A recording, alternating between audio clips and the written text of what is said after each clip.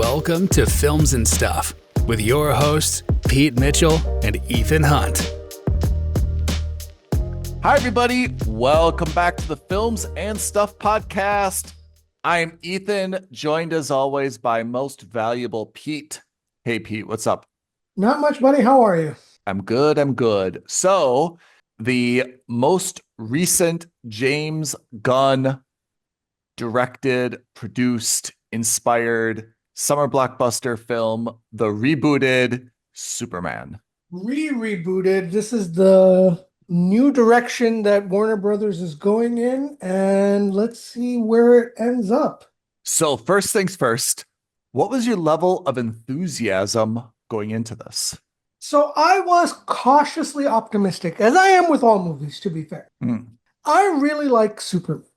And in general, I think where DC excels over Marvel is in the individual superhero stories. But I think where Marvel excels over DC is whenever you have any kind of group or team up effort. So for example, that's a good comment. I like Superman individually. I like Batman individually, but I much prefer the Avengers or the X-Men to the Justice League. Actually, that's a very, very good comment. So you're cautiously optimistic going into this. I like how you hedge your bets. I would say that up until about a week ago, I wouldn't say it's not on my radar because obviously it's part of our predictees. It wasn't like on my calendar that like, oh boy, it's coming out. I've got to see it. And then I can't remember if it was during F1 or Jurassic World.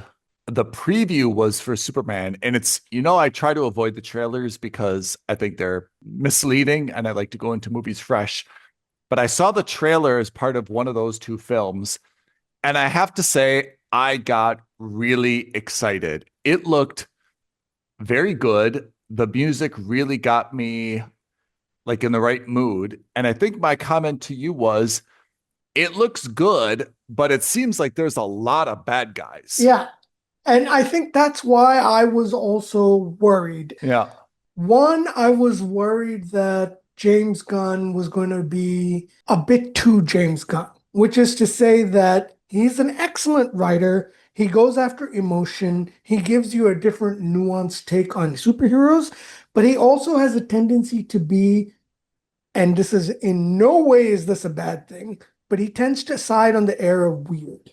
He likes things that are a little out there. He's a little bit unexpected.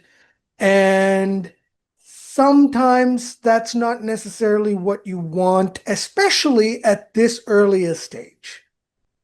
Yeah, he's a little bit edgy, and we're not sure if Superman should be edgy. So yeah, that was my first concern. And the second concern was, and this is the same problem that Zack Snyder had, which I think we see it again with James Gunn, is too much too fast. Yeah. My feeling was, I want to see a Superman story. Let's focus on Superman. We don't need 12 other guys in here, because all audience members are sophisticated, even the ones who are not superhero fans understand that when you're making a superhero movie, you're kind of involved in a world and in a universe. And 100% of the credit goes to Kevin Feige at Marvel for this.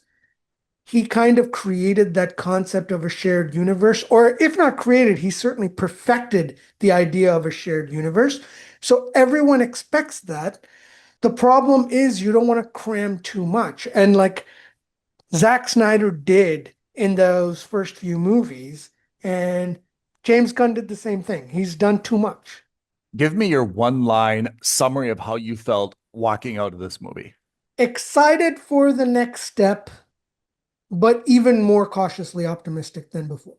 I would say my take when I left was, loved the Superman character, a lot of unnecessary, confusing other stuff that had the Superman character not been very lovable, I would have really not enjoyed this movie. Right. So again, we've already disclaimed there are going to be spoilers. Should we do a quick summary of the plot of this movie? The premise/plot of the film is that for once, we're not getting an origin story. Yes. Superman exists in the world. Yes. He's been a public figure for 3 years at this point. So there are metahumans widely acknowledged and accepted in the world and society. Correct. Superman is one of those. Yes. And going one step forward, he's now in that stage where not only has he been public for 3 years, but his story is well known that he's an alien from Krypton. That's right. He's not a guy who got superpowers on Earth. Yeah. And in fact, he's already been dating Lois Lane for 3 months. And that's also kind of not maybe widely known, but known in select circles that Lois Lane is dating Superman. So that's the background to this. I liked that beginning, that this wasn't an origin story. I think it was good that it left a lot to the imagination, which I think is good storytelling and good movie writing, that you kind of gloss over some of those points. You leave a little bit of that to the audience's imagination, and you kind of start from the present time. And I thought it was kind of a very modern take in terms of where we are with Superman. Also because, I mean, everyone knows the Superman story. We didn't need Smallville all over We again. didn't need Smallville. We didn't need to see Krypton. We didn't need to see him crash on the planet as a baby. None of that. The few throwbacks that they made to it, I think they did it quite smartly. Like when you see the holograph of his parents. You know, it's the same thing I've said about Spider-Man. The point is, we don't need to see Spider-Man every time they reboot it get bit by a spider. By the spider. Everyone knows that he gets his powers from a spider. That's right. Let's move on. So we find Superman, I think, in a very bloodied or beaten Superman at the outset of this movie, right? Yeah. And that's, I think, very much a shock and probably something that we haven't seen since Superman versus Batman. Maybe. Or going back even further, maybe like one of the original Christopher Reeves movies, right? Where he gave up his power and then he was kind of like beat up at the bar. Yeah. We're introduced to Superman in a very vulnerable place. What was like your knee-jerk reaction at that point? I kind of suspended my opinion because I thought it was compelling enough that I just kind of wanted to see where it went. The one thing that struck me, and maybe this is a little bit shallow or maybe not, I was kind of surprised by his costume, especially compared to, you know, what we've seen in the Man of Steel costume, and especially how much attention Marvel pays to their costumes. I thought it was a very basic, old-fashioned. Yeah, maybe that's what it was going to, but just kind of like the red underwear and the little collar and what looked like more rain boots than anything. I was surprised that it wasn't like oh, that's a really tight costume. Not tight fitting, but like cool costume. I was kind of like, that seems like there was budget cuts on the costume. Yeah. And that was one of the things that struck me. And I think, you know, that's kind of all I need to say about that. But then it was an interesting take because we're introduced to the dog for the first time. Yeah. Have we seen Krypto in anything else? Other than the comics and the cartoons? No. What did you like about that? I loved it. I thought that was great. It was actually one of my favorite parts of the movie. Okay. I mean, we're both dog lovers, so I mean, that makes sense. I was not sure about it overall, but I think Krypto became a very endearing character. And then kind of like we see what's happened. Superman gets fixed up. We see, you know, how he heals from the sun. And then he jumps kind of like back into the fray. What do you think about kind of like the early, I don't even know it's like the first act, but the early part of the movie really shows Superman losing? I actually thought it was good because what it does is it tells you a lot about Superman's power set without having to specifically be told this is what you need and this is why you need it. I like that we get to see his Fortress of Solitude. I love that we got to see the Superman robots. I love that little healing room factor where they kind of have him heal with the magnifying glass from the Yep. sun and the entire base rotates for that. I thought that Mhm. was great. I Mhm. actually like that a lot. My worry about that being Zack Snyder-ish because we see him bloodied went away almost immediately. Okay. But then he jumps back into the fray and back into the fight all over again. Yeah. But like he's losing. I wouldn't even say that's a draw. He kind of loses that initial fight. I was just kind of confused in terms of where this was going, but I didn't really have any negative feelings. I didn't have any negative feelings. He was losing.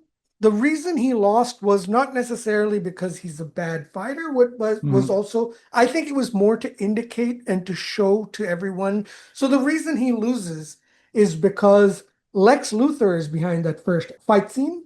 Yeah. And Lex knows Superman so well. And I think this was just a way to highlight Lex Luthor's intellect, where he's Yeah. directing the fight, where he's like, all right, you have to do this. You have to do this formation. You have to do this fight. You have to do this punch. You have to do this maneuver. And when you do all of these things, you can beat Superman because I've spent the last 3 years meticulously researching Superman. So I think it was less a showcase of Superman's weakness and more a showcase of Lex Luthor's strengths. Yeah, I didn't mind.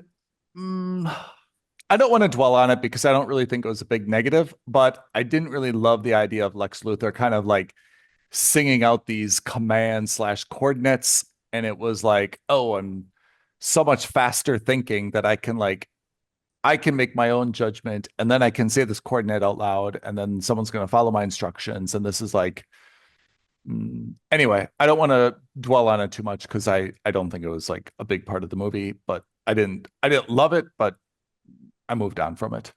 Right. So anyway, Superman loses, and then we get into what I think is I think it's the narrative in terms of then we're actually introduced to who Superman is, like as a character. Yeah. You know, not as a superhero, but like his internal character and personality and motivations. His motivations, right? Like why he does the things that he does. And then we learn that he quote unquote stopped a war before it started in a foreign nation. Yeah. And that ruffled a lot of feathers because he did it under his own accord. And to be fair, like, you know what I mean? Like you can't single-handedly make that kind of decision. And that raises all sorts of ethical and more importantly, political issues, right? Like it raises the issue of we now have metahumans who are making their own geopolitical decisions without the government, without anyone telling them to do that. I think it was a very good setup for those, like you said, kind of the, I don't know if I'd call that a moral question, but those hard questions. And frankly, I think it was a situation where both sides are right. Yes. Or if you want to be the opposite, neither side is wrong, which is when you say it like this, like, so an alien is making unilateral political decisions. When you say it like that, that sounds bad. When you say, hey, the guy is doing what is right to prevent death and destruction, that also sounds right. And to be honest, it's kind of no different than what we traditionally see a superhero do on kind of like the streets of Gotham or Metropolis on a daily basis. Is they see a crime in progress. They don't have a judge and jury and ask for DNA evidence and all these other things. They say, stop the crime. I'm going to stop it for you. So this is the difference for me between Superman and Batman. Yeah. Superman stops the crime, but he does it within the framework of the law. Batman stops the crime, but he does it within the framework of his own personal moral compass. Yeah, he's a vigilante. So, right. And in that regard, this is a great first step for Superman to kind of showcase how immature he is, because even though he's been doing this for 3 years, he's still only in this show 30 years old. At that age, when he's only been a superhero for 3 years, this is the time where he starts to learn the nuances, and he should be learning the nuances of his actions, right? And generally speaking, in the comics, in the cartoon series, Superman does abide by the law, whereas maybe this is not his first time doing something like that as a superhero, but this may be his first time where he's gone against what is considered the greater rule of law, right? Yeah. On his own. And that's the premise of this movie, because then we find out that some people are for him, some people are against him, right? And there's what I like about this is it's quite modern, right? So there's like Yeah. the social media efforts against him. Yeah. Everyone's kind of crapping on him online. And then Lex Luthor uncovers, by the way, this is the part I like least about this movie. Lex Luthor breaks into the Fortress of Solitude. Didn't No like problem that at all. there. I have a problem there. I didn't have a problem with him getting into the Fortress of Solitude. What I had a problem was with him finding the hologram of his parents, uncovering the rest of that message. So the premise initially was in the transit from Krypton to Earth, his parents left a message, but that message became garbled about 50% of the way through. Lex Luthor is able to get the entire message, and he's able to ungarble it and decrypt it. And it basically says, go to Earth and become their God King. And, have a harem of people, basically rule over these people. And that was true. I thought that was going to be like a part of this fake media, or like I thought it was going to be an artificial intelligence video that he fake created, but that turned out to be real. Is there any basis for that in the Absolutely comics? not. So that was a change Yeah. they made to the canon, which, by the way, not a fan of and totally unnecessary. I didn't like. I'll tell you what. I'm with you on this. Let's start with a few things to put this plot in a little bit of perspective. I did not like at all the breaking into the Fortress of Solitude. I did not like whatsoever the character, the engineer. Okay. Where did this character come from? Is this in the comics? I don't know. I still don't understand. It was somehow like a former, I don't think it was a Marine, but it was somehow former military.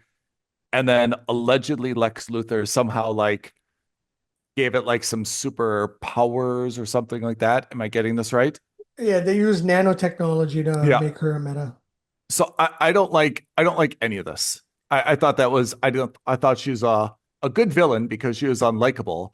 But all this thing about like these saw blades coming out of her hands and having all these like tentacles that could plug into the computer and decode it, I thought that was just like totally nonsense.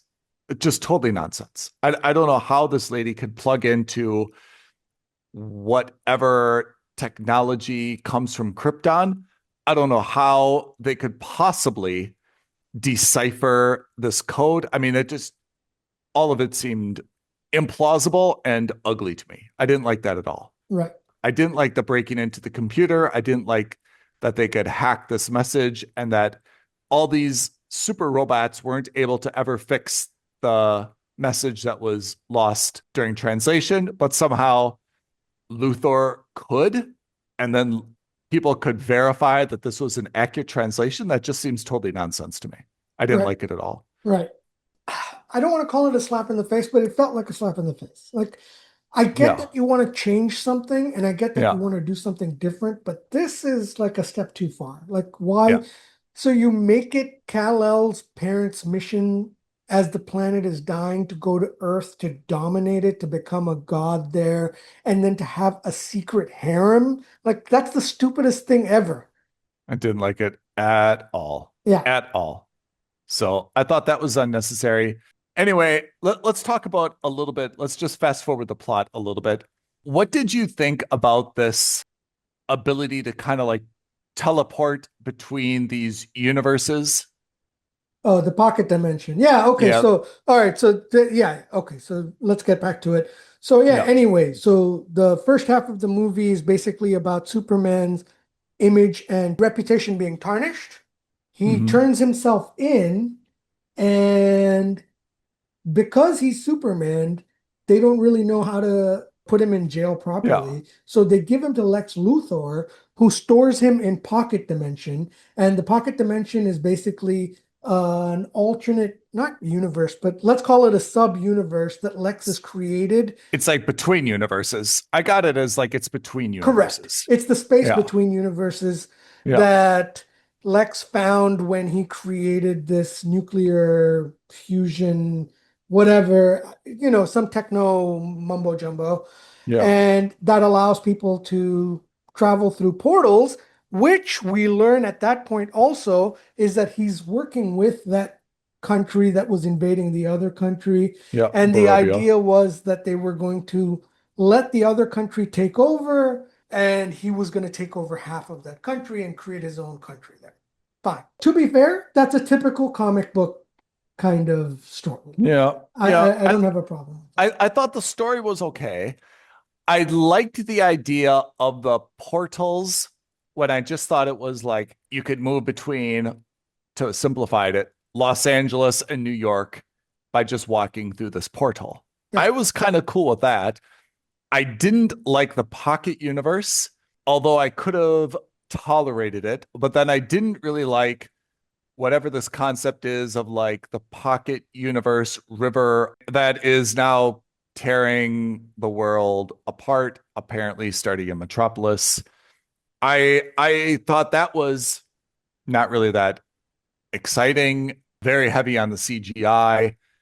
Didn't hate it, but definitely it was not a high point of the film for me. I didn't have a problem with it. I thought that was an alternative to, the other big thing. The alien portal. The alien portal. And maybe this is where we're going to start to get into our discussion of the bigger picture of this movie. I didn't think we needed another issue.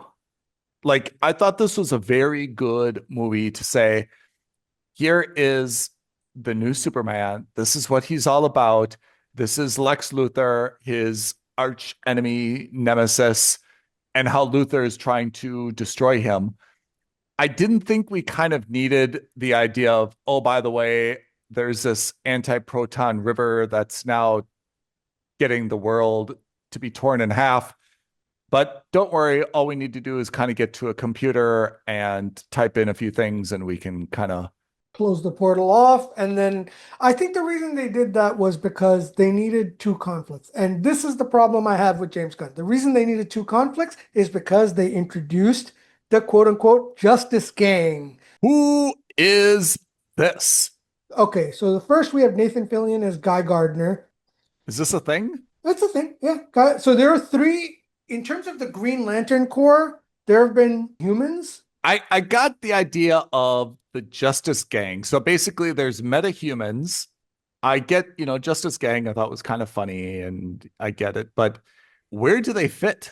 Maybe from a comic book perspective like you, for me, these just seemed like made up figures that like, they just seemed so farcical. It was as if someone who had no background in superheroes or superhero movies would just make up three characters. This is who my mom would make up. This is what I meant by James Gunn. The first comment I made about my worry about James Gunn choosing weird characters and adding too many at the same time. Like, I would expect these people to be in Peacemaker. I didn't expect them to be in a proper Superman. Well, speaking of, the Peacemaker makes the cameo. We did see the cameo for Peacemaker. Let's go back. So they introduced the beginnings of what is going to be the Justice League.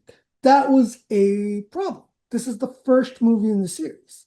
And you've already decided that you're going to show the team up movie. And you start off with this fledgling Justice League-esque trio. Guy Gardner, Hawkgirl, and Mr. Terrific. Like, is Hawkgirl a person? Yeah, all of them are heroes. I don't know. Yeah.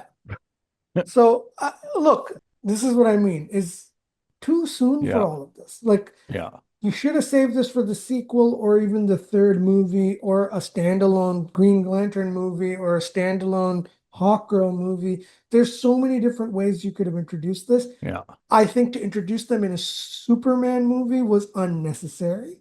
Like if they made a cameo, maybe. And that too, a big maybe. I agree. I could have been on board with the slow introduction, but it seemed like they were already, I mean, they were already a Established gang. superheroes. They already had like their Hall of Justice, was it? Yeah. I can't remember. Yeah. Like they were already established. Maybe they follow the canon. They all seemed like just entirely made up to me. The Hawk Girl, this weird Green Lantern, and then Mr. Terrific, which again sounds like a pro wrestler in the 80s. And even though I really like him, the first part of the movie, like he had almost zero personality. Like, is that really what he does? Is he just sits in a chair with these little orbs and types on his tablet? Is that his thing?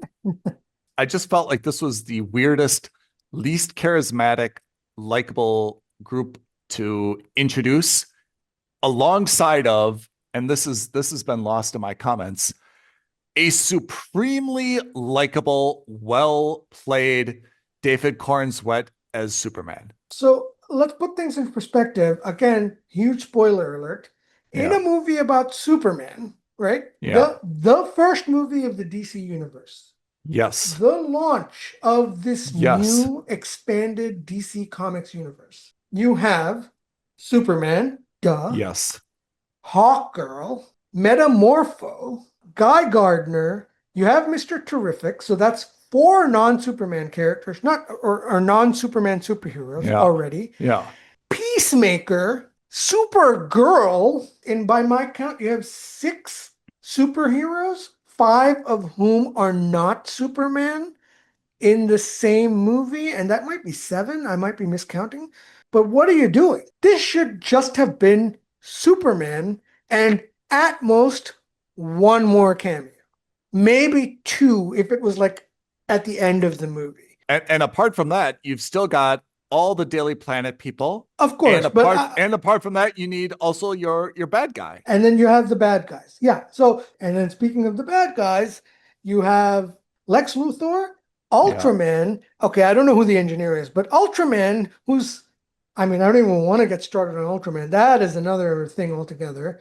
Maxwell Lord, all these crazy ass cameos in the first movie. Just focus on the brains versus brawn, which is exactly the comment that Lex Luthor makes in this movie. Yeah. Then just have it be a brains versus brawn.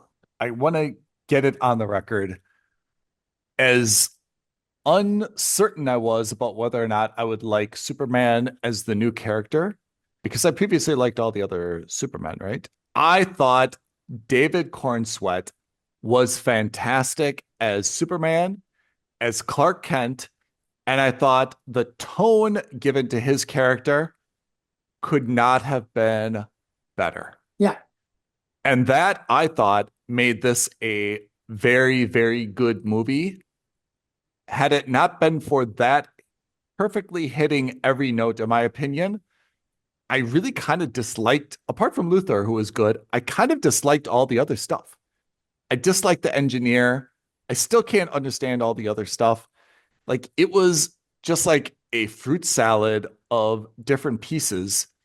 But apart from Superman, I really didn't find any of it compelling. Like, I could not get behind Mr. Terrific, who started again, he's floating in the air, sitting kind of in a chair with his tablet, controlling these orbs. And then at some point, once they were kind of in like the portal, he was actually pretty okay. The whole thing was just confusing and a little bit off-putting for me, to be honest. Sure. Anyone listening by now still thinks that we probably dislike this movie. We're just talking about the elements we specifically disliked. And again, it comes down to James Gunn. Yeah. I love James Gunn's writing. I'm a big fan of James Gunn, but I think James Gunn sometimes needs to be held back. I think he takes some of the creative liberties a bit too far. I think you need to stop I think there needs to be less of a focus on the ultra niche, and especially for a movie like this, to have a little bit of focus. And the Yeah. reason I say that is because this is the first movie. If you Yeah. want to go niche, like he did with Guardians of the Galaxy, you're welcome to. But guess what? Guardians of the Galaxy wasn't the first movie in the MCU. It probably wasn't even the 15th movie in the MCU. Yeah. The MCU had time to really build out the universe with Yeah. well-known names and characters Yeah. before they started digging deep into the well of random superheroes. In this, you're dealing with Superman. Focus on Superman. He's already an A-tier superstar. Yeah. But anyway, I digress. Look, I think we've maybe gone off the rails a little as we tend to. That's the The movie deal. was it definitely had its flaws, but let's go back to what we liked about this movie. I Okay. think Corrin Sweat was fantastic as Fantastic. Clark Kent. I thought he was as good, if not better, as Superman. Yeah. I think the chemistry between him and Lois Lane wasn't as good as I thought it was going to be, but it wasn't horrible. I have to say, I liked her as Lois Lane. I mean, we've seen a lot of Lois Lanes over the years, right? I thought that she was a very good take without being an over the top. Yeah, Like, not she was aggressive, but at the same Yes. time firm, which is exactly Yes. what you want for Lois Lane. Yeah. And I thought that, I mean, I just felt like overall she struck the right balance. And it's so refreshing to see. I shouldn't have to say this. It's so refreshing to see a female character who's not overwritten or underwritten. Yeah. She was not this vulgar, chain smoking, F-bombing, 30s era Exactly. reporter.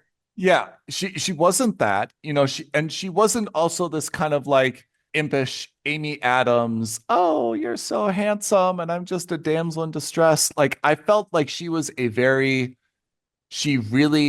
played that character well, not too high, not too low. I thought she hit all the right points, even the way that she dressed, not overly sexy, not overly like Mannish.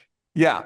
Like we don't see her like, oh, I forgot to shower. I'm so dedicated to journalism, or I'm wearing the same shirt, 5 days in a row because I'm just so dedicated to journalism. Like, she had the right balance, I thought, between like feminism She was a and well-functioning adult, absolutely. which I is thought that what was so many of these movies yes. miswrite Yep. their women and Yes. even men characters, but Yep. specifically women characters. Yep. She was just a normal, high-functioning adult. Yeah, And she that was just was a very good refreshing. reporter. I thought Corn Swat was great. I thought Lois Lane was great. I have to say, I really like Luther. I thought the Luther character was great. Nicholas Hoult. I thought he was fine. Jimmy was great. I thought he played that character well. Yeah. Like not too weird. But I mean, we've seen that. I mean, for example, in F1, where we saw whatever the driver's Agent. kind of social media manager Yeah. was, right? Didn't add anything. Yeah. Here, I thought that Jimmy hit the right points. We didn't see much of Perry White, Wendell Pierce. Yeah. And I liked all the folks from kind of like the Pentagon, like the US military folks. I thought that they had the right, also not overly aggressive, not too wonkish. I thought they were kind of in the right place. So my real problem was that they introduced all these like bonkers characters that I just had no idea who they were. And it's okay that I don't know who they were. I'm not supposed to be the encyclopedia on DC as you are, but at least make me feel like these things weren't just like fabricated overnight. I mean, it wasn't really clear what their powers were, how they got those powers, how they got together as a group. Like, I just thought it was, to be honest, it was, if you would have told me it was a parody, I would have believed it with those characters. Right. If you would have said these are characters from Gen V, someone called Mr. Terrific, someone called Hawk Girl, this other Green Lantern with a horrible haircut, I would have said, yeah, that actually looks like Gen V. I believe it. It looks like weird characters from Peacemaker. I totally believe it. I was really shocked to see them in this high budgeted Superman. And again, as you've said, first installment of what should be many, many, many more to come. Too much too soon. Yeah. That's my number one critique of this movie. Now, look, again, Anyone listening probably thinks that we didn't like this movie. I critique it to this level because I really did like this movie. And overall, as I walked out, I was excited and I was quite happy with it. And I was quite pleased with it because it wasn't a fumble. But that's why I'm concerned about where the next few steps go, because those are now going to be crucial. Maybe I'll say the same thing that you said, but in my own words. Loved the Superman character. If there was a sequel tomorrow, I would go immediately. Very unenthusiastic for the DCU based on everyone other than Superman, Lois Lane, Jimmy, and Nicholas Holt's character. Like if there's a movie called Justice Gang that came out tomorrow, I wouldn't go. I'll do it one step further.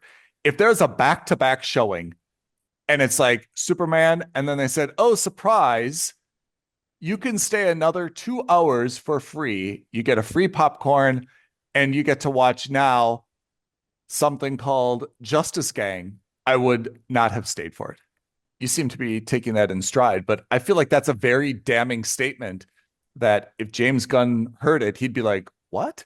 That's not at all what I expected. I expected to introduce the Justice Gang and people would have loved them and cheered them. And if I would have given them a free 2 hours immediately after, that they would have been like, oh my God, this is a dream come true. I think he'd be shocked that I'd walk out. That's the gamble that James Gunn took by introducing them so early. That's the gamble that Warner, Discovery, what have you, took, where they say, you're not just a co-CEO, you're also the director of this film. And the creative head, yeah. Which means there's effectively no one who can say to him, hey, have a think about whether it's too much too soon. Do we need all of this? There's no one to push back. In fact, he's powerful. Everyone is probably trying to get in the movie, and it's hard for him to say no, right? Maybe. I mean, look, time is going to tell now what happens going forward. Again, this is what I meant. Ultimately, despite my few reservations, which are all James Gunn-esque, at the end of the day, like a lot of people are going to compare this to Zack Snyder's universe. Hilariously enough, except for tone, the problems that plague the Zack Snyder universe are the same problems that James Gunn is facing. They did the same thing with the Zack Snyder universe. Is they introduced too many characters too fast and not in a coordinated way. I'm not saying that's the same problem that James Gunn is going to have going forward, but it certainly was in this movie. You know, the one thing we've seen from the Marvel universe is that you see kind of like the bigger problem on the horizon, right? Thanos or whatever it is, right? What's the next problem for Superman? Like if there's a Superman sequel, okay, apparently Nicholas Holt is out, right? Like it's not like he contacted another alien from a different dimension. It's not like he teamed up with another bad guy. Like that, I think maybe that's a problem, that there's all this stuff introduced. Okay, we have different creative opinions, but they didn't actually introduce like an ongoing problem.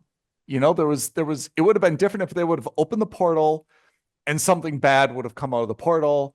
What exactly is the next problem Superman's going to face? If I were James Gunn, I would say, okay, I've introduced Lex Luthor. You know, whether you like him or you hate him, he exists in the universe now. And at least after this first movie, he's sidelined. Yep. Now, in the Superman Rogues Gallery, the biggest threat is Darkseid. But Darkseid is a Justice League level bad guy. He is a huge villain, and he's someone that I would want the Justice League for. It's not a one-on-one battle. It's really a 1-on-6 battle. That's how powerful Darkseid is. But there is Brainiac. There is Bizarro. There is still General Zod. There is still Metallo. Fine, but isn't Ultraman, tell me if I got this right though, Ultraman was a clone of Superman? In this movie, yes. So Ultraman's out because he got sucked in the black hole, right? Correct. So I'm not talking about Ultraman. So, but there's still 5, 6, 7 different guys that they can rely on to be the villain of the next movie. I get that. I mean, you never run out of villains, but then to be honest, you're going back to like Batman of the 90s, where it's Michael Keaton, bad guy, the Joker, Arnold Schwarzenegger, Mr. Freeze for whoever played that Batman, right? Yeah. Then there's a new Batman, Val Kilmer, and a new bad guy. And then there's not any sequence. It's just another movie, another No, movie, no, another I movie. agree. They should have opened the door. If you're going to open the door to all this stuff that I felt was unnecessary, why wouldn't you open the door to like the bigger bad? On that, I disagree. I think you save Darkseid as a reveal for the third movie or the fourth movie or another movie where he's like pulling the strings similar to Thanos. I don't think you introduce him now. I think you kind of sprinkle him and then introduce him as the big bad for the team up movie. Okay. What did you think of his Earth mom and dad, Ma and Pa? I didn't like them. I wasn't a fan. And forgive me if this is a really negative thing to say, but they sounded and they looked like hillbillies. Yeah, it was kind of racist. Maybe not racist, but it was kind of like somethingist, you know? Yeah, it just felt wrong. Especially because criticize Zack Snyder all you want. He had an amazing mother and father, right? Diane Lane and Michael Keaton. no, not Michael Keaton. Michael Keaton. Michael Keaton was his dad? Yeah. No. Yeah. No. Okay. The guy from Yellowstone. Yeah. Oh, sorry, not Michael Keaton. Oh, that's my bad. I don't know why I confused them. But yes, the guy from Yellowstone. And I don't know why I called him Michael Keaton. Oh my God. That's hilarious. I'm like, dude, that's definitely not Michael Keaton. No, I'm so sorry. Kevin. I got you. Okay, so I thought that mother and father, like from the Snyder universe, they hit the right tones, yeah. And this was, you're right, very hillbilly-ish, like Ma and Pa, and I thought they didn't have to diminish them so much. Like they could have made them kind of like simple and basic and farmers and stuff, but they didn't have to like make them just that like scene, the very first scene where he's calling them on the phone and they're like bumbling over each other on speakerphone. I thought that was really dumb. Yeah, unnecessary. Okay. I'm very, very happy with that. And I think that's reflected in our ratings. Drum roll. Pete? Must see in cinema. I gave it the same, must see in cinema, but let me clarify that. I think you must see it because I think it's a big movie. I think it absolutely is worth the value. I think you'll enjoy the Superman character. I don't think that, to be honest, if you don't see it, you are missing out on a movie that has to be seen in IMAX or big screen or something. So, for example, F1, which I don't necessarily think is a better movie than Superman, F1 has to be seen in a cinema. Like if you wait for this and you watch it on a little airplane screen or at home or on your laptop, you will absolutely not get the best parts of F1. The best part of F1 is not the story, it's the scenes.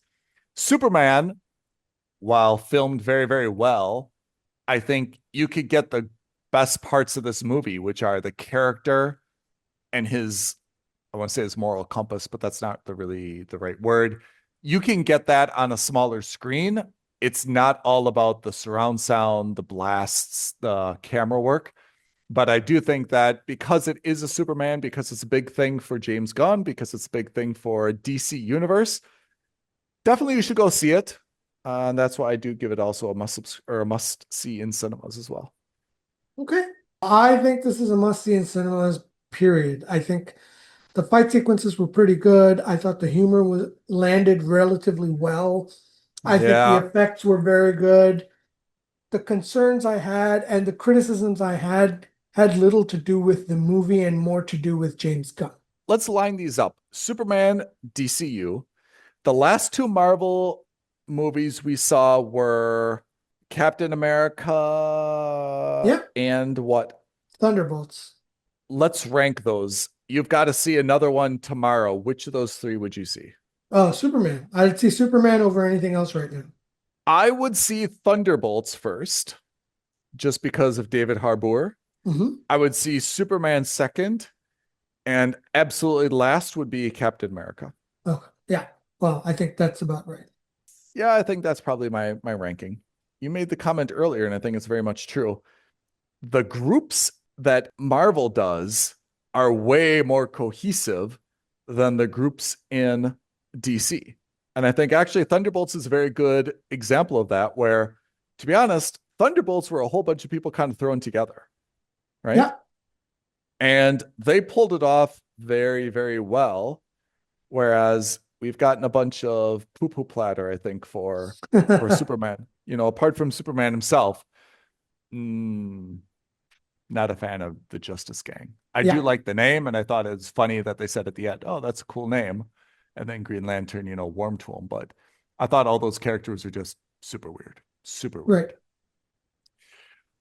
All right, Pete. I expect, and I hope it's not just wishful thinking, we are going to have a lot of comments. We're going to have a lot of likes, questions, comments, feedback, agreements, disagreements. Can you remind everyone of where they can contact us to direct all of their energy towards this film?